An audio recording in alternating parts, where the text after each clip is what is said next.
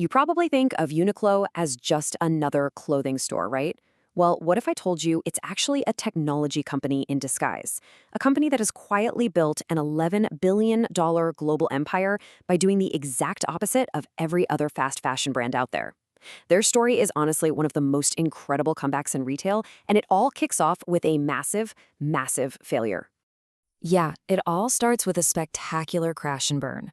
Back in 2005, Uniqlo made its big leap into the US, opening 3 stores in New Jersey. But they totally missed the mark. Nobody really knew who they were, the clothes just didn't connect, and in less than a year, they had to shut down every single one. It was a complete disaster. But okay, let's fast forward from that failure. Today, Uniqlo's international business, just the international part, pulls in a staggering $11 billion in revenue. To put that in perspective, that's up from just $2 billion a decade ago.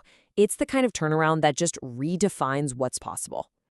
So, how in the world did a brand that failed so badly come back to completely dominate one of the toughest retail markets on the planet? What is their secret? Well, the answer isn't about chasing trends or pumping out a million new styles. It's about a fundamental shift in their thinking, a secret philosophy that literally reshaped the entire company from the inside out.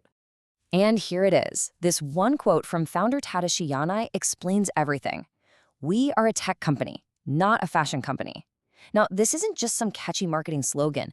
This is their core DNA. It means they're not really competing with Zara or H&M on the latest trends. They're competing with companies like Apple on innovation. They just happen to use clothing as their medium. And this whole philosophy is wrapped up in their core concept, which they call lifewear. The idea is actually super simple but really powerful. Create high-quality, functional, timeless basics that are made for everyone everywhere. It's not about what's cool for one season. It's about making those essential pieces in your closet, the ones you can count on for years. So how does this whole tech company mindset actually work in the real world? Well, it all starts with their first pillar, a playbook that is the complete and total opposite of fast fashion. And when you put them side by side, the difference is just wild. While fast fashion is obsessed with fleeting trends, Uniqlo is all about timeless essentials. While other brands design clothes to be basically disposable, lasting maybe 100 washes if you're lucky, Uniqlo engineers theirs to last 2 to 3 times longer. And get this, instead of bombarding you with thousands of new items every week, they have a tightly curated collection of just 300 to 500 core products. Now, this minimalist approach isn't just a philosophy, it's a brilliant business strategy. By making just a few items but in huge volumes, they get incredible economies of scale. That means they can keep the quality high and the prices low. Plus, it makes managing their inventory, which is a total nightmare for most retailers, so much simpler. And this leads us straight into their second pillar, which is where that tech company claim gets very, very real. We're talking about the technology that they literally weave into the fabric of their clothes. This is where Uniqlo is just playing a different game. They're not just designing clothes, they're solving your everyday problems. Feeling cold? Their HEATTECH fabric, which they developed with a chemical company, literally traps your body heat to keep you warm. They've sold over 1.5 billion of these things. Feeling hot? AIRism is this feather-light, breathable material that wicks sweat away. And here's a perfect example. Customers complained their sweaters were itchy. So what did Uniqlo do? They didn't just find a new wool supplier. They went and engineered a completely new material called softly yarn just to solve that one problem. You see? This has nothing to do with what's on the runway. It's about performance. They approach a t-shirt or a jacket like an engineer would, obsessing over function, durability, and fixing those little annoyances we all have. But hey, amazing products aren't enough on their own. The third pillar of Uniqlo's success is how they seamlessly blend their physical stores with their digital world into one cohesive experience. Okay, check out this absolutely brilliant case study. They put up these digital billboards that flashed images so fast you couldn't possibly read them. But if you snapped a photo with your phone, the camera's shutter was just fast enough to freeze a single frame and reveal a hidden discount code.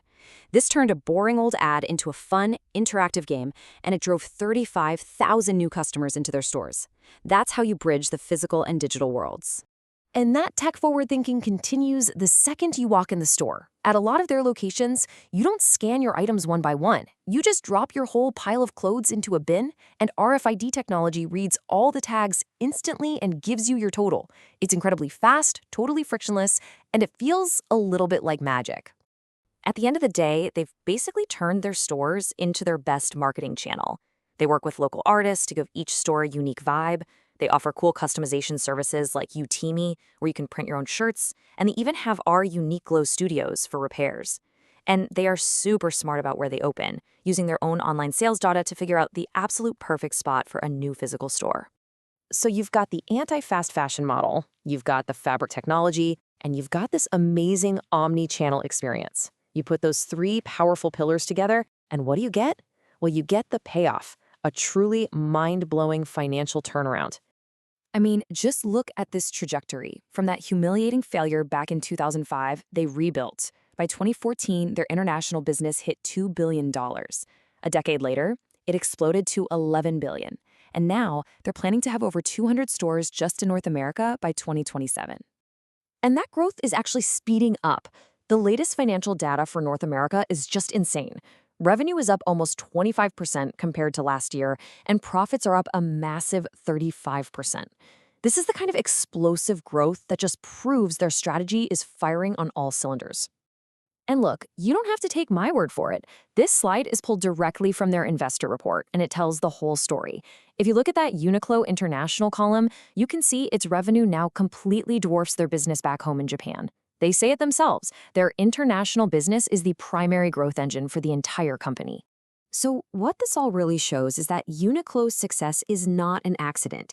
Their rock-solid identity as a tech company, their obsession with quality, and their smart use of technology all created this incredible virtuous cycle. Great stores build brand awareness, which drives online sales, which gives them the data to open even more successful stores. And all of this leaves us with a really big question for the entire future of retail. As more and more of us start looking for real value and durability instead of disposable trends, do you think Uniqlo's anti-fashion playbook could be the model that finally disrupts the entire fast fashion industry for good?